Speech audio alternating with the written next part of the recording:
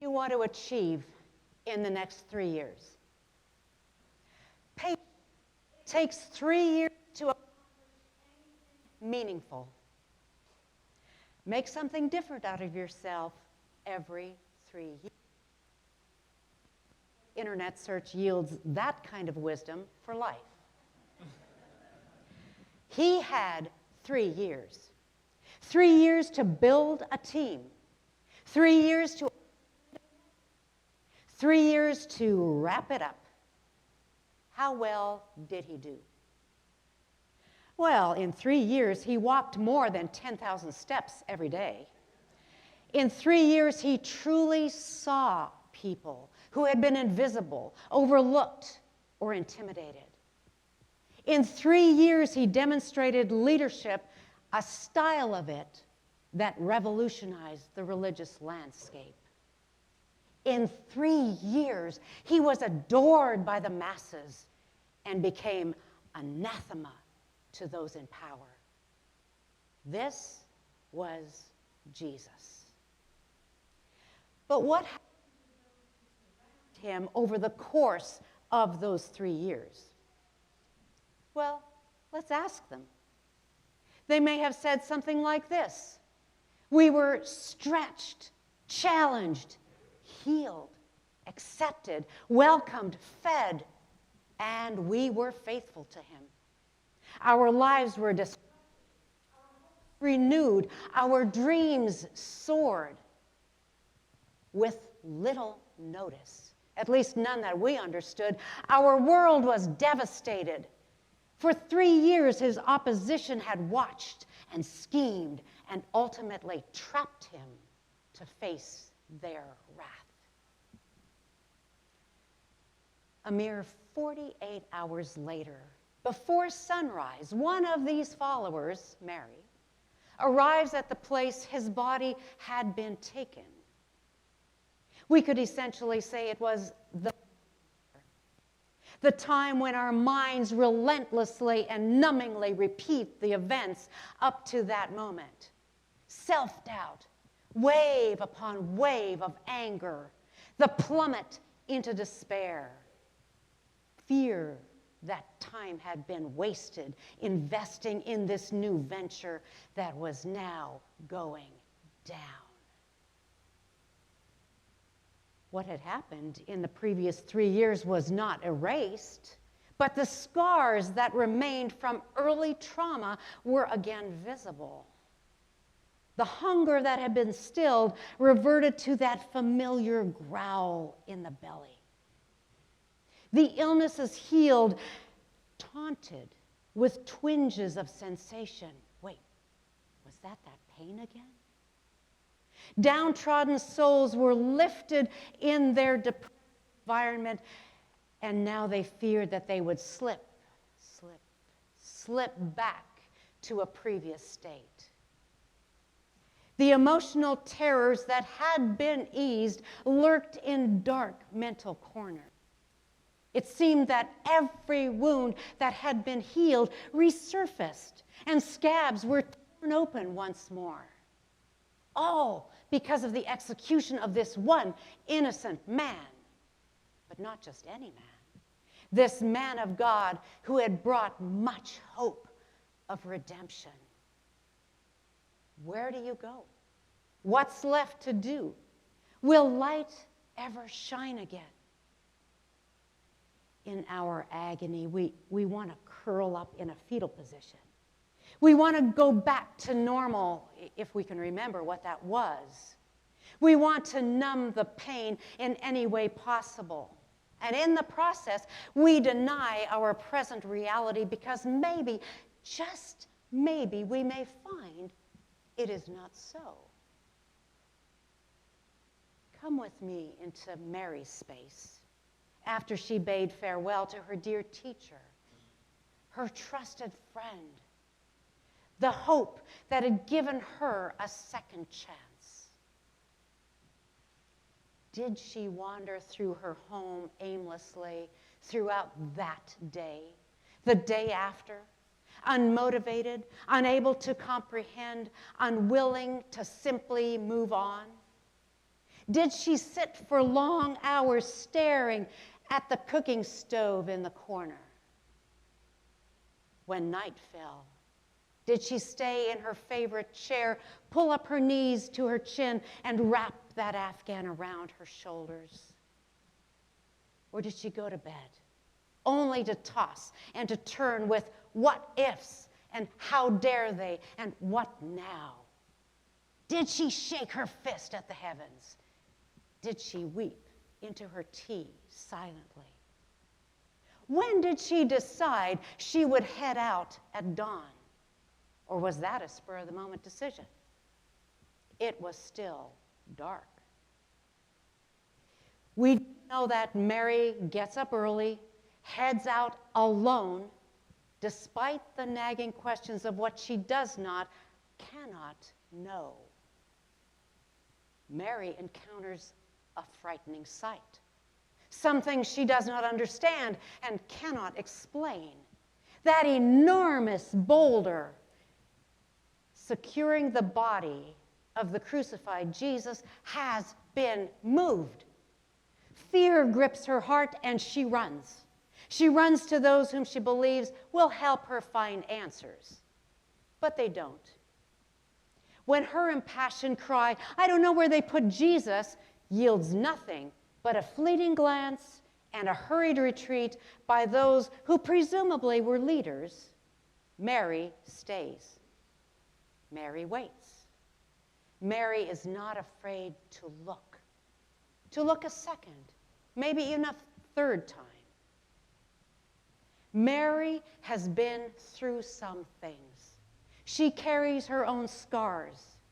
She knows the traumatic place, the desolate place, the place of stinging grief, the helplessness in the face of injustice, the feeling in her body when anger smolders, and not even the pre-dawn march to the place of burial takes the edge off, the dull pain in her stomach.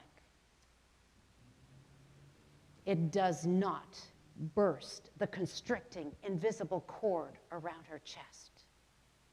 Oh yes, Mary knows grief. She knows disillusionment, but she tucks it into a back pocket temporarily. Fear and anger and aloneness are not overcome by devotion, by love. Oh yes, Mary knows scars. She knows the pain must be confronted. She knows she needs to be in this place, this uncomfortable place right now. Mary knows that even if others dismiss this new place of terror as unusual or inexplicable, she must stay and live through it. So Mary is alone. Her own love, her own determination to face whatever will confront her is stronger than her desire for safety or the company of like-minded people or the security of a locked door. Those who came to take a brief look quickly escaped back into their homes. Understandable? Definitely. Advisable? Certainly not. Peter and the other disciple, who is not named in John's gospel, make the decision to lick their wounds in the comfort of their own home, consumed by grief, unable or unwilling to consider an outcome they have seen before. There are times when home is not the right place to be. If home pulls one into its treacherous embrace of self-pity, inertia, and the assumption that only what is visible is real, then home is not your ally, but is your stumbling block to healing. The darkness beside the tomb is very different from the darkness of perceived safety. Mary waits in the darkness. Mary weeps. Mary's curiosity draws her to look again. It may be an involuntary action. Possibly in her pacing, she sees the tomb from a different perspective, and suddenly she sees something new. She may have instinctively known that you do not move forward or away until you are ready. And she was not ready. She had more to learn, to feel, more to understand, because she would have more to say. She knew the feeling of the bottom dropping out. This was not new. She carried the scars of previous injury, not necessarily physical scars, though it may have been, but injury to her mind, her soul, her sense of self and safety and well-being. How do I know this? By her strength to stay in a vulnerable place, by her willingness to stand alone, by her choice to allow the tears to momentarily cloud her eyes so clearer vision could follow. She knew she had survived wounding before. She had found her healing as she experienced acceptance and compassion and community with Jesus and his followers. The same Jesus who was ruthlessly snatched from her, from them all.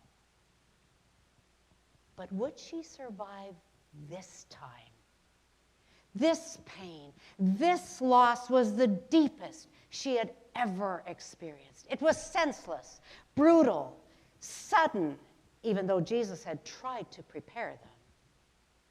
But they could not hear it. No one could.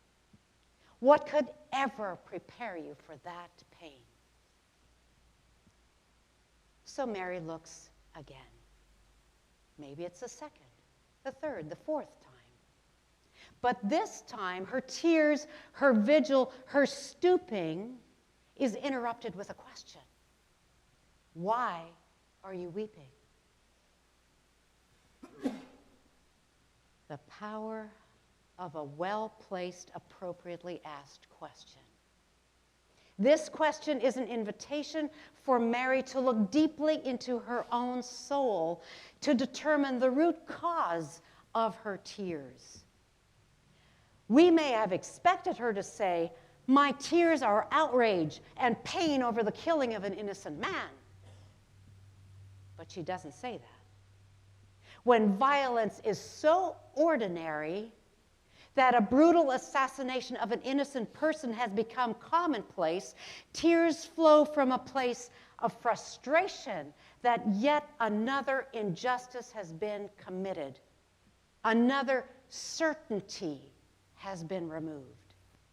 What Mary thought always happened was now not so. Obviously, there had been treachery. How else could you explain the absence of a body from that tomb?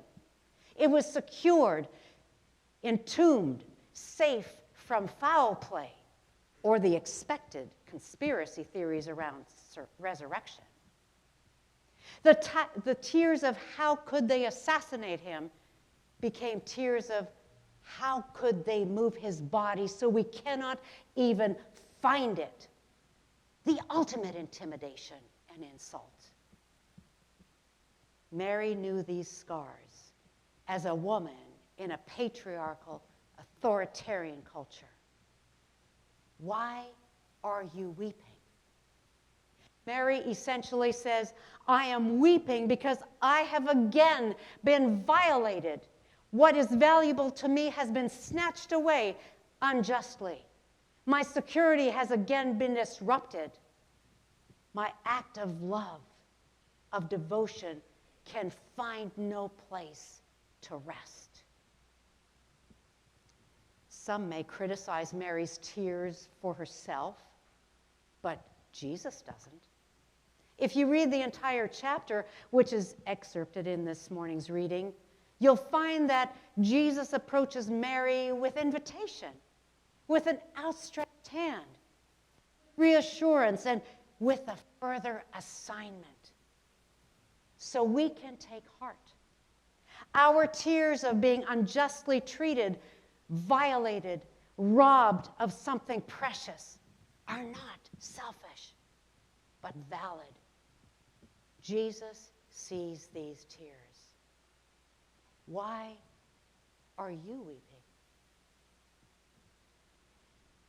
One day, many months prior, two disciples of Jesus were arguing about who ranked higher in the hierarchy of Jesus' followers.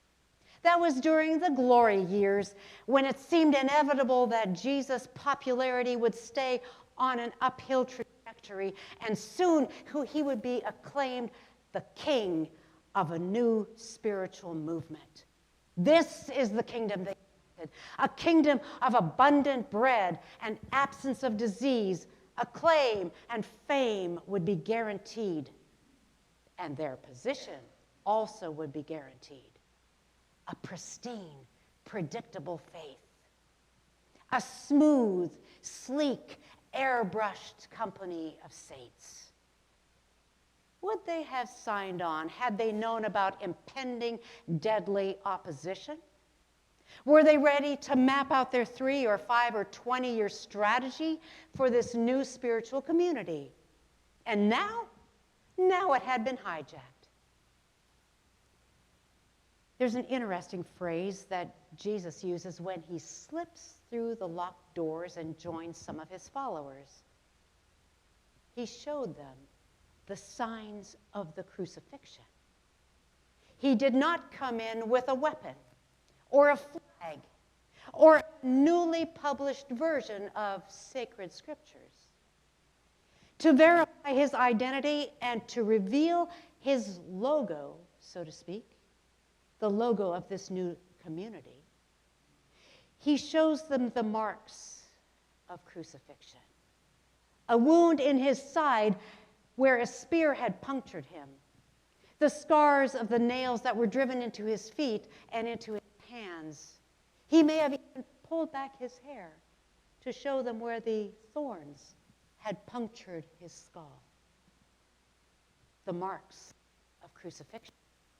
The scars of Easter, the logo that defines the new kingdom of God. Award-winning poet Amanda Gorman writes, "Our scars are the brightest parts of us." This photo demonstrates kintsugi, the Japanese art of repairing broken pottery. Is broken, rather than discarding its pieces, the fragments are put together with a glue-like tree sap, and the cracks are adorned with gold. There are no attempts to hide the damage. Instead, it is highlighted. We've seen that kind of artwork before. There are few images that depict the human experience and the redemptive response as well as this one does. Much more important than to plan out the next 3 or 5 or 20 years is our commitment to embracing and learning to value our wounds and scars. We have been wounded. We have been broken, even shattered. Mary's lonely vigil at the place of pain, the marks of the crucifixion, the beauty of kintsugi eloquently depict the scars of Easter. Our scars are the brightest parts of us. Amen.